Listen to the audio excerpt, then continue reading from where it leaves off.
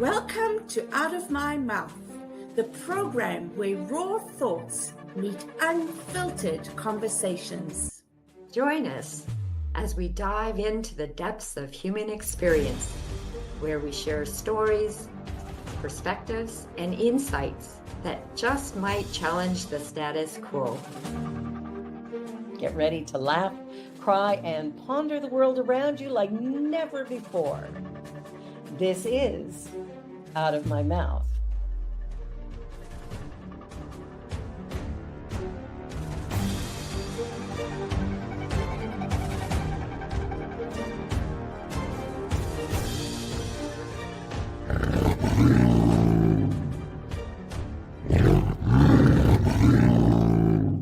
The views and opinions of our guest and hosts do not necessarily reflect those of New Thought Media Network, or any organization we may be affiliated with. Here at New Thought Media Network, we welcome freedom of speech and courageous conversations. There are many topics that can be difficult to navigate. Challenging the status quo and engaging in lively debate is important to expanding our understanding of one another, and life in general. Creating a peaceful world doesn't happen because no one disagrees, it happens from a willingness to understanding one another. In our programming, we strive to expand consciousness and assist people in creating remarkable lives. Your comments are welcome at info@ntmedia.org.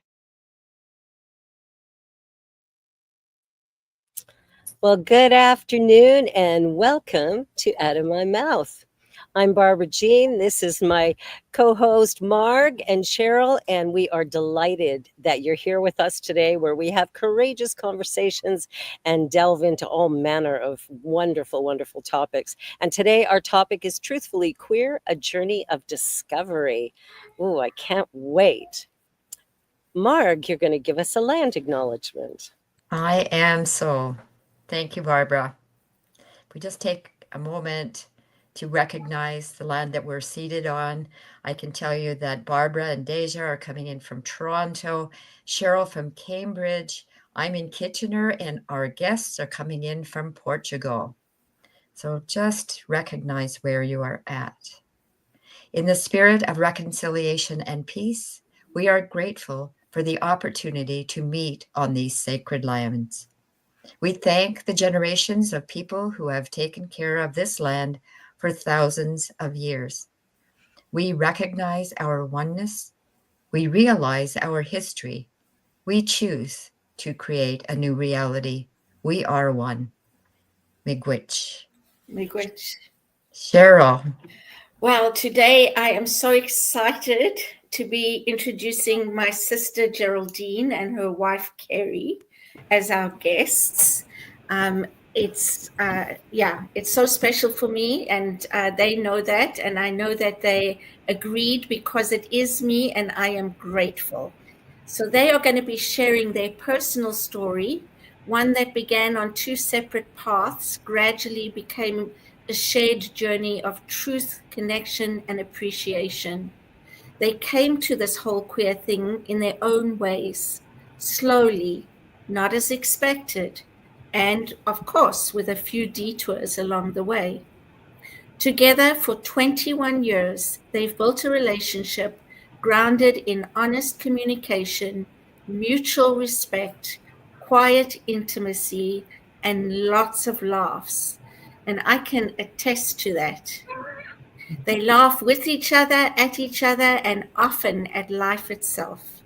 They have deep appreciation for the journey and for the everyday joy and ease of being side by side. So welcome, Jay and Kay. Thank you. Thank you. Hi, everybody. It's wonderful to meet you. So when we spoke about talking, because it is Pride Month, we're trying to have some shows where we can share stories of people who have experienced different ways of being, different genders, whatever they are, because we love and accept all, right? We are all the same. Well, not the same. We are unique expressions of the divine. So let's talk about your personal stories and when you felt you knew that you were gay, and then what did you do? Okay, well, I was younger than Kerrie when I first discovered that I was gay. I was about 16, 17. I went to art school. I changed schools and I walked into art school, and I saw people there that were gay. At my previous school, there weren't any that were out that I would have recognized. And I saw them and I was like, oh, there's my people. Like that's what I am. And funny though, speaking to my mom, she knew from little, because I always such a tomboy, and I wanted to play with action men and dress in boys' clothes, and all my run around with boy friends playing cowboys and Indians. And I remember her at one point saying, I'm not going to allow you to buy any more boys' clothes. And so I asked her, like, you knew? And she said, yeah, she did. But she didn't ever approach it because she thought I would tell her in my own time. Mm. Although once I found out, I was still in the closet for a long time. I didn't come to terms with it. I wasn't sure how to approach it or tell people. And telling my mom was actually my biggest fear. I was a bit afraid of, I don't know if it was rejection, probably. But it's funny, once I did tell her, I didn't want anybody else knowing. That was it. She was my bottleneck. Like, once she knew, I told everybody. And so it wasn't a huge coming out. It was just quite natural, actually. And then she actually got Dutch courage. She came back from New York on a trip to New York one year, and I was going to sleep at my girlfriend at the time at her place. So I helped my mom unpack, and we were chatting. And about 10 o'clock, I said, "Okay, I'm off.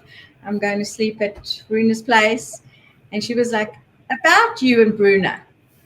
And I was like, "Yeah." And she said, "I know about you. Don't think I don't know." And I was like, "Oh, okay." No, nobody ever said the gay word or the L word. And she said, "Is this the way you've chosen to live your life?" And I said, "Yes." And she said, "Okay, well, it might be a bit difficult, but okay." And she accepted it from day one. Wow. And that was great. I mean, my parents were divorced from when I was very young. My father surprised me a little bit when I told him. He was very spiritual and open-minded. I thought he wasn't going to have an issue. It would all be fine. He didn't really have an issue, but I said, by the way, I'm gay. I'm seeing Bruna. And he said, "Oh, don't you think you should see somebody about that?" And I said, "Yeah, I am. I am seeing somebody. I'm seeing Bruna." When I told Cheryl that, Cheryl was also very surprised. Like, we really expected him to be more understanding. Yeah. And so it was basically quite not too difficult. There was a period of years that I was in the closet, and a lot of my friends thought she's not really gay, she just hangs out with us. They thought I was like a lesbian fag hag. Yeah. But I wasn't. I was just hadn't found somebody that I wanted to be with. How old were you when you Can knew? I just ask? Okay. About 16, 17. I did know something was off, but as I say, I hadn't seen gay people. I hadn't seen the community of people. So at art school, I saw them, and I was like, I want to be in that crowd. That's so. But I knew that I used to fantasize about girls. I knew that I was boyish, but I didn't understand it fully. I don't think. And Cheryl, I'm going to just come in for a second, and because I want to hear from Kerrie as well, and your story. I just want to ask, Cheryl, are you older or younger, and did you know? I'm older, and I think, I don't remember because it wasn't a big deal for me, but I think I suspected. I think my sister and I used to, my middle sister, like, talk about it, that that's a possibility, just because, and not talk about it often, but just mention it every now and again, because Geraldine was a tomboy and she hated wearing dresses, and she really loved boy things. And, at first we thought it was because of our father, because he wanted a boy as the third child. And he bought trains and he bought all boy toys before she was born. So we thought, maybe he had made her boyish. But then we realized that that's who she is. It's got nothing to do with him, right? That's who she is. And yeah. I mean, when my other sister did ask, when like early days, when I first thought about it, Lauren asked me if I was gay. And my immediate reaction was, no, I'm not. Because I just discovered and I wasn't ready to share it, I don't think yet. But she knew. Cheryl didn't live with us anymore at that point. So once I think probably before Mom, I told Cher to come and we met for coffee and I told her. Yeah. Mm. And I mean, it was nothing, right? Yeah, no, totally accepted. It was good. Yeah, I was lucky. My family were very open about it. Yeah. Awesome. And Lauren's letting us know she's here. Hi, Laura. Middle sister here.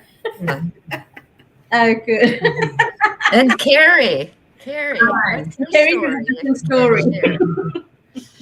So I grew up in a very conservative family. I'm originally from Zimbabwe. And I grew up with a stepfather who had 4 sons of his own and 2 daughters. And my brother and I were our only siblings, our only kind of siblings together. And my brother was a very gentle, soft young boy. And he always loved theater and he always loved singing and didn't do all the rugby and boxing and all of that. So from an early age, I kind of knew that my brother was different, but because we were so conservative, we didn't even register the difference in terms of sexuality. And then when my brother went to university, he realized he was gay, and then he told me, and we were very close, so that was fine for me. So I think that kind of helped pave my way, but I didn't even go down that road at all, because at school I was in a very, very lovely group of friends. We're all still friends now, and one of them was Greg, and we went out from sort of 3 years before the end of school, and we were together, and he was kind of the only boyfriend I really had. And we really adored each other. It was a very gentle relationship. And then after school, he went to Ecuador on Rotary exchange. So we kind of broke up for that year. And I was in Johannesburg with my brother, and we were working in the theater. He came back from Ecuador, and about 3 months after he got back, we got together.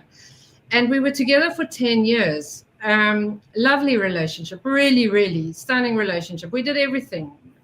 We had the little house, we had the 2 dogs and all of that. And then we were starting to talk about children. And we decided, okay, well, maybe we should get married if we're thinking about having children. So after 10 years, we got married. And I probably should have known, because he was the one designing the flowers and the dress with my mother, because my mother made the dress, and then he added the tassels. Yeah, and he added the tassels, and I was doing all the practical stuff in terms of wedding arrangement. The candelabras. Yeah, there was moss around the candelabras. You wrapped the candelabras with moss. Okay. And so we had a beautiful wedding. Really, really was a beautiful day.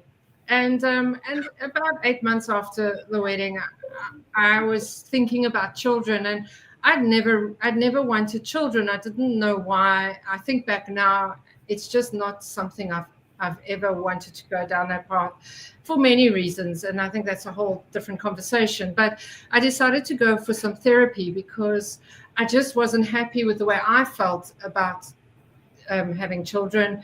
And through that therapy, we started to speak about the relationship with Greg, and it kind of ended up that he came for some of the therapy session. We had a very, very good therapist, and then she started to see us individually, and it just so happened that one night he came home and he said that he had something to tell me, and he'd met somebody, and that somebody was a boy. And I think because my brother was gay, I was extremely accepting. And you can't change who people are. So we decided on that night that then the relationship needed to end. And we went through a divorce process over the next year. And I really feel for people who get divorced who don't like each other or they're angry with each other, because I got divorced with love, and it was just really, really difficult. Anyway, we got divorced, and he then was gay, but then he came out. He fell out of the closet with all hands and feet, and we stayed friends. We still are friends. We absolutely adore each other. We love each other as much as we did the day we got married. But back to my story. About a year after that, I was staying with another friend of mine who was bi. And she'd also just gone through a divorce, and she had a girlfriend, and I kind of met my first girlfriend through her, and that's where it went. I think I definitely fall in love with people. I don't necessarily think that at the time it didn't matter whether it was male or female, but I definitely when met Geraldine, and I met my soul, and so it happens to be that Geraldine is a woman, so that is the way it goes. Beautiful. Beautiful. Lucky for me. And me and us. Well, I love the stories and the way they've come together, and I know it's sometimes challenging. If the family is really difficult, there's enough challenges for the LGBTQ plus community without our parents being awful as well. But I love the love story you share, Kerrie, about you and your husband, because that really speaks to a lot of my nature as well, of just being a really loving person. And I always thought I could have been married to a man or a woman; it wouldn't have mattered. Yeah. Just about love. It's not about gender. Absolutely. Yeah. It is really about love. I mean, I do think that I'm much more comfortable with women. I always have been. I find, and I mean, I don't dislike men. I really like men, but I am a lot more comfortable. I'm a lot more at ease around women, and I just find women a little gentler. In general, in terms of emotion, having debates and that sort of thing, ego.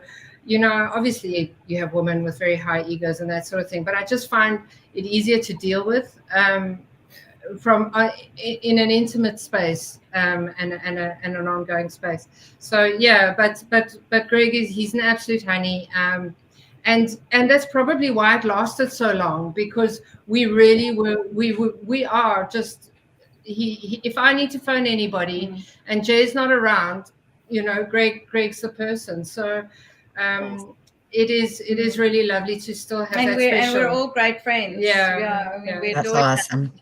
Yeah, you socialize, don't you? Yeah. Greg was here last year. He was here last year. He lives in South Africa still. Yeah. That's awesome. Yeah. Yes. So when did you decide to get married? How did you meet? And then... We're South African. We met in London. We'd met 2 years before we actually sort of really knew each other. And I was living with that first girlfriend I was telling you about. We'd moved to London together, and she knew Geraldine from a previous, they were friends, acquaintances and friends. And at the time, Geraldine was looking to go back to South Africa, and she needed somewhere to stay for a couple of months. And so she moved in, really. And that's how the story goes. I moved in. Yeah. I moved in, and my relationship with Rose was on its way. We were having some difficulties, and we were going in different paths. And it was like the light walked in the door, and we just laughed. The laughter and the lightness that we carry. I went to I met somebody online, and I went to Australia for 5 weeks. Oh my goodness, I remember that. As one does. That's one Remember does. talking about the detours. And while I was gone, I went for 4 weeks, and I landed up phoning Kerrie and saying, I need to tell work that I'm staying another week. And Kerrie was disappointed. Actually, she realized that she missed me. And she said something amazing. She said, well, later on when we started together, she said, it's like the laughter walked out the door, when I was gone. And we had so much fun and laughter, and it was an amazing time. And we really connected, we only connected 6 months after I moved in. We didn't connect in the beginning. In fact, Kerrie didn't want me to move in and didn't like me in the beginning. Well, it wasn't about Geraldine. It was more, we'd moved in from a studio apartment, a tiny studio apartment, into our house that had a second bedroom. And we'd only been there for less than a month. And now someone was going to move in, and I didn't really know her. So I was just like, oh, let's give us a chance. But, listen, the best thing that ever happened. So I'm not going to complain. Yeah. And it wasn't an easy start, because obviously they were ending, and it was a bit rocky. And yeah, but we worked through it. I think if a relationship's meant to be, you work through the hard times. You be patient with each other, and we did all of that. And we went back to South Africa a year ago. We went back together. A year later. And we were there for 10 years, and it just was, it was amazing. And after our 10th anniversary was coming up, and we decided that we should get married. My mum had moved to London, and my whole family was there, and I was really concerned that if something happened to me, the family, they wouldn't necessarily, because we weren't married, they wouldn't necessarily take my partner as my person. So at the time, we didn't need to get married. In our generation, it was something really, really new. So we it wasn't something that we'd even really discussed. We'd had discussions about the fact that we didn't feel we needed to, because we were committed enough and loved each other enough. And we weren't of that ilk where that we thought we had to get married. And thanks. We didn't say affair. She's giving your secrets away, your mother. Okay, let me just go sideways here. You're in Portugal now. You were in I think you said South Africa. England and South Africa. Yeah. Right? Yeah. Any difference in how you can be you in different countries?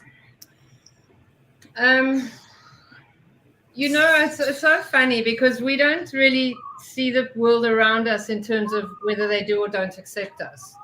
I think our world is in our home, and wherever our stuff and our friends who are all very accepting, and our friends and family. So we're incredibly easygoing out in public in the world, but we were lucky enough. South Africa is very accepting, and we were in London in the UK. They're also very accepting, and Portugal's incredibly open, even though it's quite a conservative country, and that the older generation is a bit more conservative.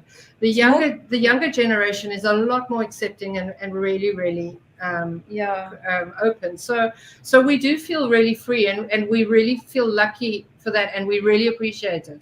Absolutely. Because it was never easy where you can't be in the world and be who you are. So I think we've been lucky in our time.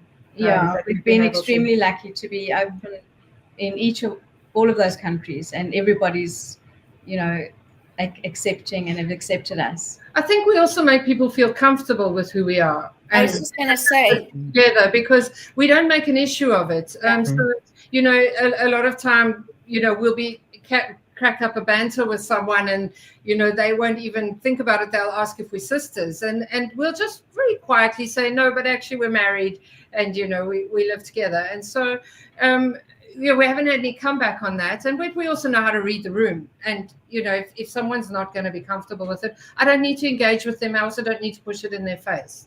Yeah. Yeah, I was going to say, not lucky. It's because of who you guys are. Exactly. I really do believe that. And you both have incredible friends. I don't know if you have straight friends. Most of them that I know are gay, but they are incredible. They're couples. Even if they break up, I think you stay friends.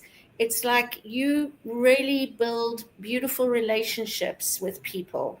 Yeah. And that becomes your world. Yeah. Yeah, we do. We've got incredible friends and family and people that love us and that we adore. Mhm. And also, you know, small little, you know, small circles, Mhm. but meaningful, and that's what we believe. You know, I believe we believe life is actually simple, and if we live normal, simple lives. You know, like it's not. We don't live any differently than a normal. And let me And tell what is you, normal anyway? Yeah, exactly. I don't think there is normal. no such thing. No. What were you going to say, Sher? I just wanted to tell everyone how well Kerrie cooks. Oh my God. She just cooks beautifully, and she makes these meals, and she looks after my sister like you can't believe. She's so good to her. Yeah, she's amazing. I do love cooking. I am a bit of a feeder.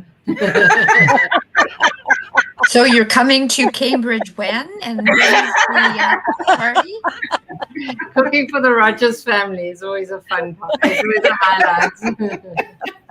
My last Well, name on is that Rogers. note, we're at the halfway point of our show, so we're going to take a brief little commercial break. You're watching Out of My Mouth here on the New Thought Media Network, and don't go away because we're going to be right back. Welcome to the Convention of the Americas 2025, Rising Together. Join us for a truly bilingual retreat experience on the shores of the beautiful Lake Chapala, Mexico.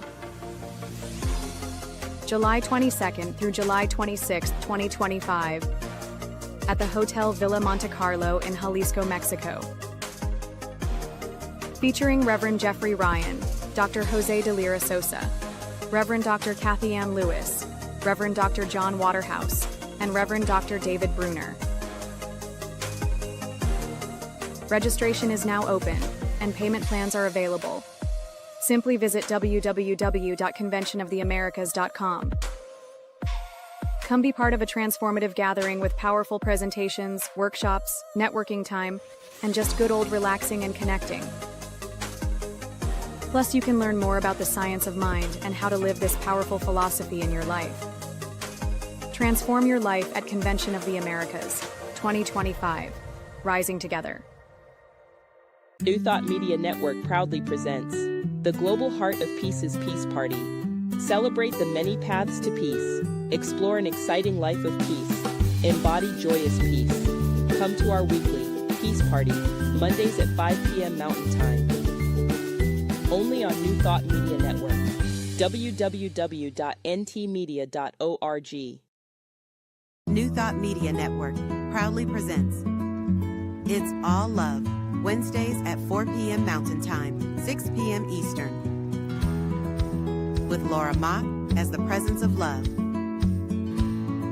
Maria Hartman, knowing truth.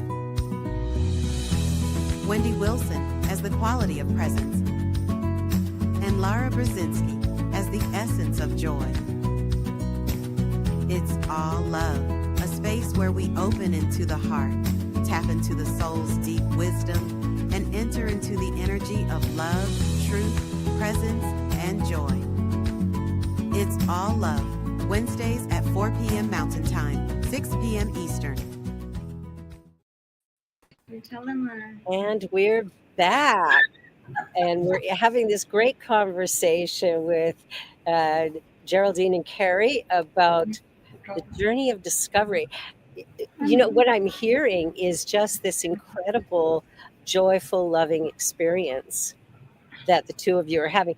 I think the world needs to know that being queer isn't actually queer. It's like just normal, like the rest of us. Right? Exactly. Exactly. You're right, but sadly, I think for many people, it isn't like that. Yeah, it's true. You know, I didn't give them. When I say I didn't give my family a choice, I didn't. Where Jay was concerned or needed for her mother to accept and concerned around that acceptance. I didn't feel that. And I suppose, and I don't know why, maybe it was because I was older. You know, I only came out when I was 28. So for me, the decision was made, and I'd already devastated the family because I broke up we broke up a perfectly good marriage that they did not see it coming. And I feel for both of the families because they really didn't see it coming. And then when they did see us together, we still loved each other. Like, what was the problem? So they really didn't understand it. And both of us came from quite conservative families. And I think that's where it's difficult. I think where you know, a young guy that works with me, he's amazing. He's in his early 30s. He's literally only just come out to his parents, and he's been in his relationship for 7 years. And it's just because he absolutely adores his father, and he just didn't know, like, it wasn't up for conversation. So I think we are lucky that our families and friends are accepting, but I don't think it is like that for a lot of people in the world. And I think it's going to take time to change that thinking. You know, it's generational. I do think, you know, just on that note, that it seems that in our societies, in the easier societies, because there are many countries where this isn't accepted at all, that I think our difficult challenges are our parents. I think because kids are afraid of rejection, and once, you know, and a lot of parents have rejected kids as well, which, you know, not understanding and depending on faith, and that. So we're so appreciative, and we're so blessed that we come from where we do. Yeah. Well, you chose us. We did. When you're talking about family and coming out, and I'm thinking of for myself, I was in a heterosexual relationship for 13 years, I think. And then I was with a woman, and I just sort of transitioned, but I didn't tell really anybody. I was with her, and we were living in a house together that we had bought together. And my dad and mom came to visit one day, and I had never had the conversation. And it was years later that I had one with my mom. And my dad said to my brother, didn't say to me, do you think, and he said her name was Cindy, do you think Cindy's a lesbian? He didn't talk to me. He didn't, whatever. So you know, it was all under the carpet. We were open, you know, we had the same bedroom, but it was something that I never talked to my parents about back then. Now, when I married, when Wendy and I got married, my mom walked me down the aisle. So she was on one side and my son was on the other side. So it was That's lovely. Very supportive. Yeah. Yeah, the two people I officially told in my family was my brother, which was easy. I mean, my brother was like, "Oh, I knew that since you were, you know, like a toddler," and my mum, and I think it's not that it was difficult for my mum. Her mom really adored Greg. Yeah, my mother really adores Greg, and for the rest of the family, she does love me now, though. By the way. But for the rest of the step family, my stepfather and the rest of, you know, his children, I just didn't have the conversation. For me, it didn't matter to me what they thought. If they were going to be judgmental when we visited, then I just wouldn't visit again, and that's where it was. So I just never spoke about it. I never gave them the opportunity to even discuss it with them, for them to judge me. I didn't actually really care what they thought. And so I still don't know. They either accepted or they didn't accept it. But it doesn't. That really didn't matter to me. My mum and my brother were what were really important. Right. Yeah. Yeah. Yeah. And you said, Geraldine, that kids feel like wary of telling their parents because they might get rejected. And I think that also shows that how much they need to belong and feel valued and loved just the way they are, right? And so that seems to always be a fear when we want to tell our parents anything that, we think they may not agree with or, be on board with. So, it's what I also find interesting is the things that we fear, and then we face that fear and it's like, oh, it was nothing. Right? Which is so cool. Yeah, absolutely. Like, I wish I'd told Mommy sooner, because she knew, but was waiting for me, and I was waiting for her. Not that it mattered. I mean, we've still met Bruno when I met her, and it all played out as it should have.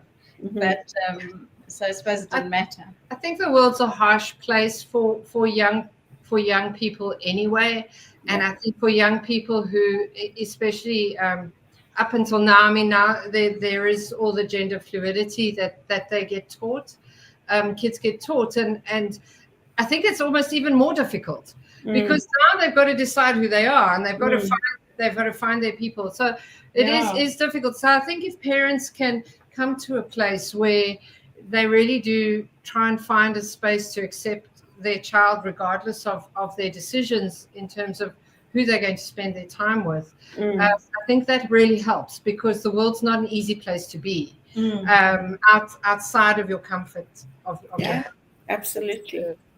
And we live in a world of labels. Sorry, Barbara. Yeah, exactly. Yeah. Too many labels. Too many labels. Absolutely. One of the first legal weddings I did was a couple gentlemen in my congregation.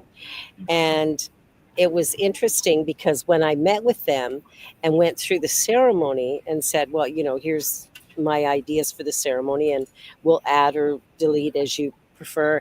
And the one burst into tears when he said, well, is this just for gay people? And I went, this is the ceremony that my husband and I were married to. And he burst into tears. Like, it was like, what? It's just okay. Like, it's just normal. And one of the gentlemen had not told his grandmother, who he was extremely close to. And the wedding was now a week away. Boy. And he still hadn't told her, but he couldn't bear the thought of her not being at the wedding. So he broke down and told her, and she came to the wedding not knowing what to expect, because who knows what these people will do at a wedding. And so we do the whole ceremony, and the brother from the one fellow came up to me and went, wow, it's just about love. I went, yeah. And then grandmother came and gave me a big hug, and she went, that was so beautiful. It was just like, it was like she was going to say, it's just normal. Yeah. It is. I mean, love is. Yeah. It's two people coming together. Who love each other. Yeah. What do you do for, like, because when we got married in the court, like, not the court, like the Home Office, they said, do you spousal one take you spouse two lawfully wedded spouses? No, I don't do that. She wasn't used to same-sex marriage, but No. she was open to it, and she was We obviously laughed a lot. yeah, and we did. We Wow. laughed. She was amazing. It was a great memory. Yeah. Oh my gosh. I always laugh about spousal 1 and spousal 2. 1 and 2. Oh my gosh. And that's where education comes in, right? That's Yeah. and I think it's individual. Personally, I think it's individuals educating someone that they're being introduced to, or what. And the reason why I'm saying that is because I don't care to be labeled as lesbian. There's nothing wrong with people being labeled. It's just not who I identify with. And it's up to me to say to somebody, you know, who's maybe refers to me as a lesbian, no, that's not me. And this is the reason why. And I think there needs to be more encouragement from people, just people in general, that to say, how do they want to be identified? Exactly. Yeah. I mean, I don't mind, but I do prefer gay. We did ask at the time, and the way that they did it was spouse 1 and 2, that we couldn't change that, unfortunately. But I do agree with you, Marge. It is, you do have to inform people. It's no different as opposed to the she, her, they, them. Well, you know, when I do them, it's, you know, Geraldine, do you take Kerrie to be your lawful wedded wife? Yeah. Kerrie, Which is simple, isn't it? to be your lawful wedded wife. It's like, you know, She was reading off a script. South Africa was behind. She was off a script. Yeah, well, that was what 11 years ago now. Yeah. It's 11 years, July. 11 years. Yeah. So we got married on the day of our 10th anniversary.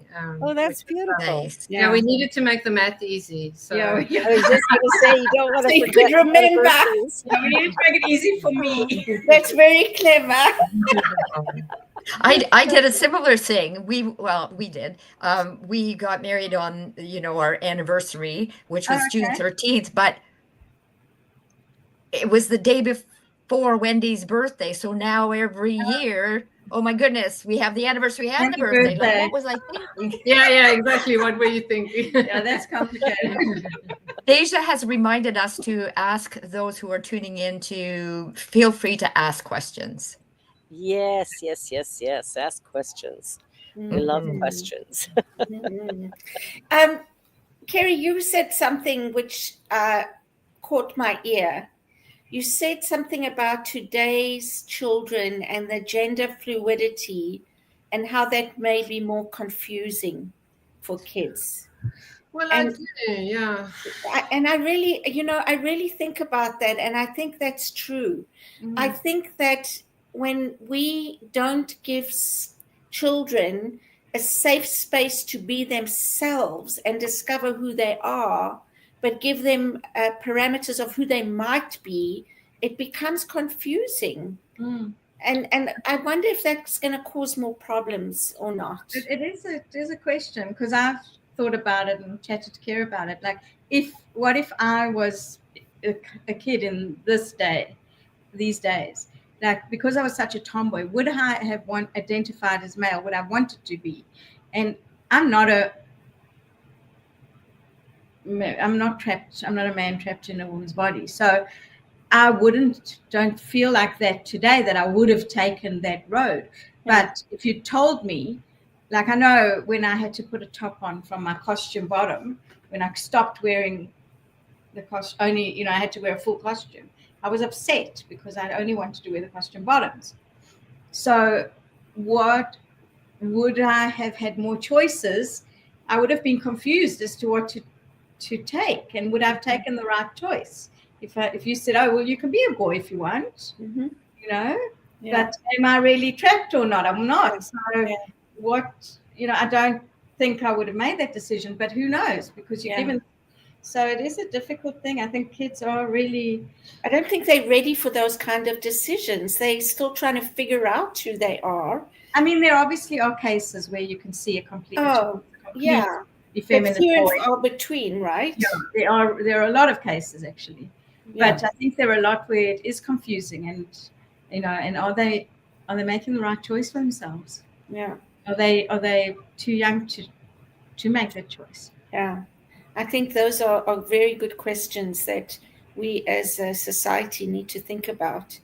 I think if parents are educated enough to, and I do think it needs to be taught in schools, but I actually think because children naturally, when I say idolize, naturally look up to their parents as role models. Yeah.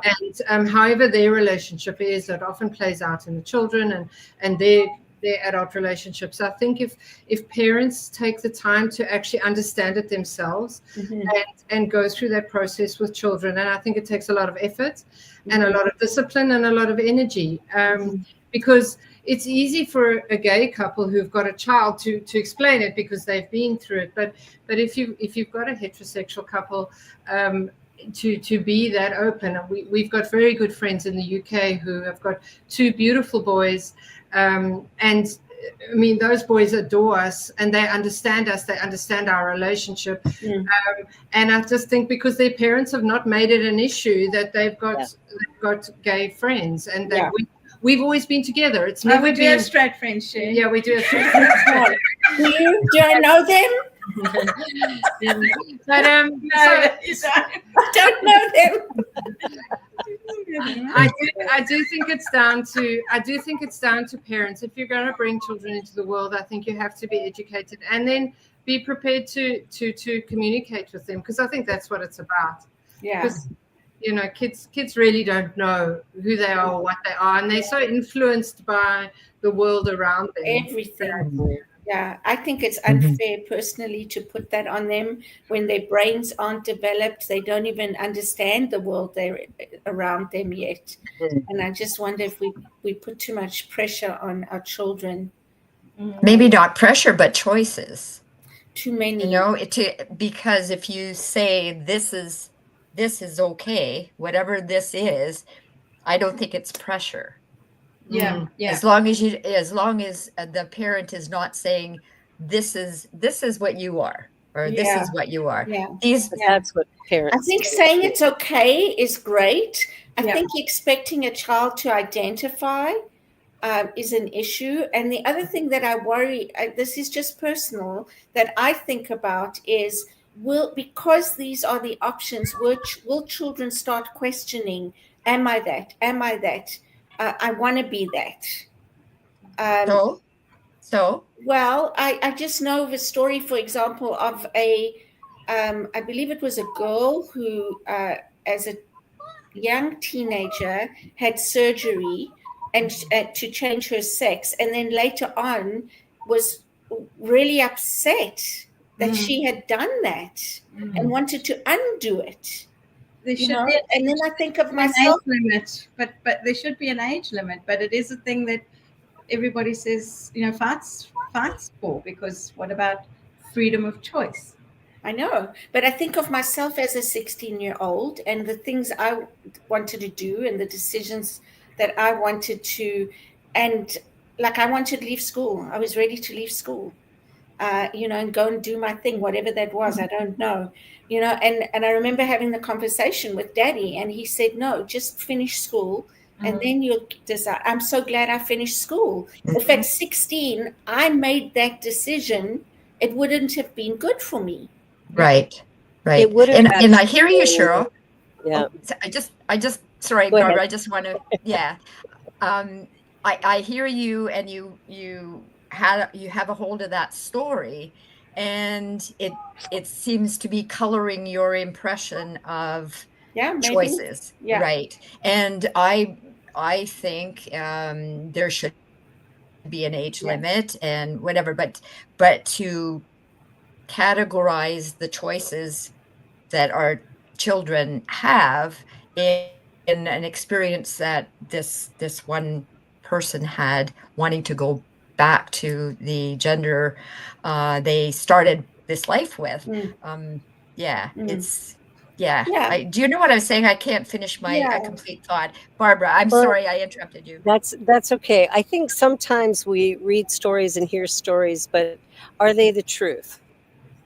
Or are we getting something online that somebody who's totally opposed to the idea of transgender all of a sudden has thought, well, here's a great story to write, and that will help people to stop this.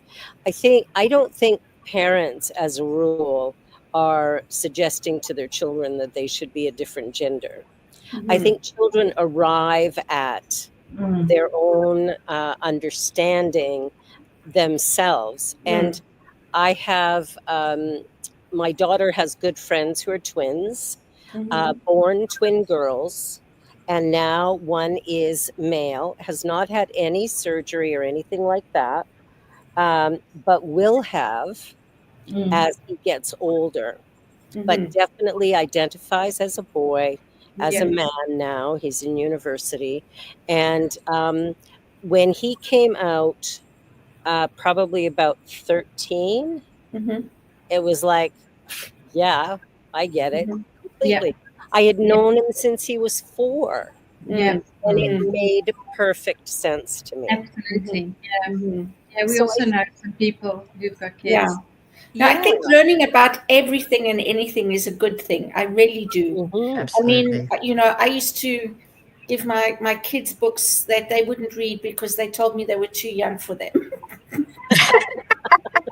Of course you did. And Cheryl wanted to teach her kids everything they needed to know, like quickly. Oh my God. Anyway, but so I do believe that nothing should be, especially things that are natural and nature, and the things that we as a society have put rules around and made our own laws about what's good and what's bad, and like we need to wear clothes or we don't need to wear clothes, or different things, whatever that may be. Now that's a different story. Downtown Toronto on Sunday, and you'll see a lot of people without clothes. Well, I promise you, when was it? I think it was Sunday. Kevin and I, or Saturday, I don't remember, Saturday, we were driving back from somewhere and on Blair Road, and I looked to my left and there was a guy stark naked sitting on the bench with his bicycle helmet on. And I'm like, oh my God, he's naked. I could see his arm, right? Is that your next show? Oh my gosh. Oh my so gosh. Kevin says, should we call the police or someone? I said, no, just leave him be. As long as he's not harming anyone. As long as he's not harming anyone, I have no problem with it. Or burning his butt on the hot seat. Well, then he'll get no up. Kidding. Getting a serious sunburn in places that might be painful later.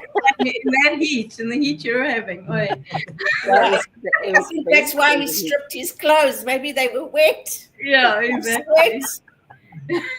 Exactly. Anyway. Yeah, but there are a lot of rules and regulations that come out of religion, that come out of, sort of the history of families, and we decide what's good, what's bad, what's right, what's wrong.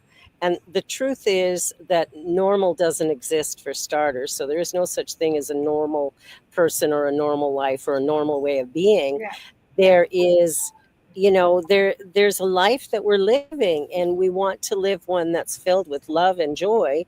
What fascinates me is you can't show a woman breastfeeding on television, but you could show 2 guys blowing each other's heads off. Yeah. What's wrong with that? What's wrong with that? Like, to me, the human body is just a natural thing. Breastfeeding children is a natural thing. You go into the airports here, and they have these crazy little pods that women are supposed to go into to breastfeed. Yeah. It's horrible. It's horrible. Yeah.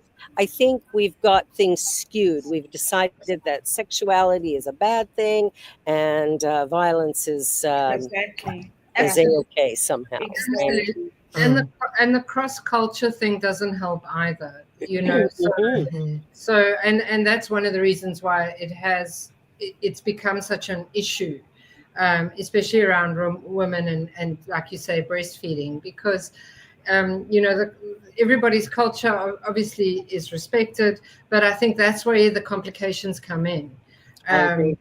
and it does make it a little bit more difficult. Yeah. Yeah, it does for sure. It Yeah. does for sure. Yeah, I- trying and to it- get. Yeah, sorry, Go Barbara. Go ahead, Cheryl. Go ahead. No, I just wanted to say we also seem to conform to the person or the people that shout the loudest, and then everybody else has to go by those rules. Yeah. You know, that's what I see in some places. You know, and I think that that's wrong. Have a pod for the people that want to sit in it and breastfeed their babies because of their religion or culture, but also let a mother who is not comfortable doing that sit out in the open and breastfeed her baby. Absolutely. Yeah. Can they not do that there? In some places, no, they can't. Yeah. I mean, I breastfed my daughter wherever I felt like it. Down on Queen Street, I didn't care. You know, in board meetings, you know, whatever needed to happen. She was my priority, and if she's crying, she's going to get fed. So, And if you want me at this board meeting, I've got to feed her. I got to feed my baby. No, I was respectful of the people around me, and I'd throw a blanket over, you know, so they don't have to view what they don't want to view. But it's like, why should I have to go hide in a corner?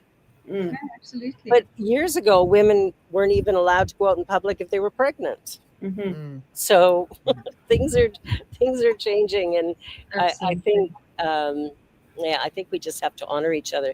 But we're down to our last 4 minutes. Wow. How time flies. So on that note, what is one thing that you would like people to take away from this show today? What do you think would be the most important thing? Geraldine or Kerrie, whoever would like to answer first. Well, for me, when it comes to relationships, I mean, one of our biggest things is respecting each other. You know, okay, besides loving each other, we really respect each other and care for each other. And I think that, and the appreciation. I mean, I saw something on Insta, something about when you appreciate something, what's the first thing that comes to my mind? And it's always Kerrie, you know. Wow. Nice. And then I go, okay, well, how can I move on from there? But it's such a big thing in my life. It's such a big thing to appreciate. I really am so lucky. Yeah, beautiful, beautiful. What about you, Kerrie? I echo. I mean, we feel very much the same around this stuff. I do think consideration, and it's not only in personal relationships. I think considering people is a huge thing, and just taking a moment to think about what that person's going through in a day. But in our relationship, we're both incredibly considerate. We've really accepted who we are. I mean, I think we both have stuff that drive each other nuts about ourselves, but after 21 years, we've accepted who we are, and we found a middle ground. And it is also about compromise. You know, you have to give into some stuff to have a relationship, and we're very good at being very. I'm a true believer. Do not verbalize anything that you cannot take back. And beautiful. It destroys relationships. So when you're in a rage and you say something, I really believe rather walk away than say it, because once you've said it, you cannot take it back.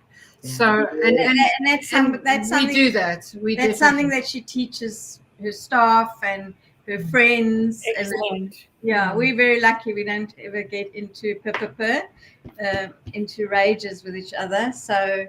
But it is something she stands by, because you can't. You just can't. Yeah. There's no way. You can't say I didn't mean it. It doesn't cut. Yeah. And for me, it doesn't cut us. Don't say something to me and then try and take it back. It doesn't work like that. So then I do the same. So I think what can't be unheard. Yeah, I think what she's saying in a spiritual way is consciousness. Absolutely. And we're down to our last few seconds. Unfortunately, we could keep going. Yeah, we'll have to have you back. But I want to say that the other thing that I see you doing very well as we end is communication. Yes. And communication is so important. And I've seen you do that, whether it's during good times or bad. When I say not bad, difficult, during difficult times and good. Absolutely. So, Beautiful. yeah, I think, Barbara Beautiful. Jean, you close us out. Thank our Yes. beautiful Thank guests. you. Well, thank you both for being here. It was really a delight to get to Thanks spend for some having time us. with you. I'll be in Portugal soon, so open up us that up. spare room. Okay. I'll be there before you. I'm just kidding. I'm just kidding. If But you do want to share, you know, we've only got one. well, there you go. We'll share. So, Thanks, so guys. as we close off tonight, just thank you so much. Be sure to like, share, and subscribe. And we'll be back in the fall, actually, with our newly minted show, Having Courageous Conversations. Jay and Kerrie, thank you, thank you, thank you so much. And Marg and Cheryl, love you. Love you too. Bye, everyone. Bye. Bye.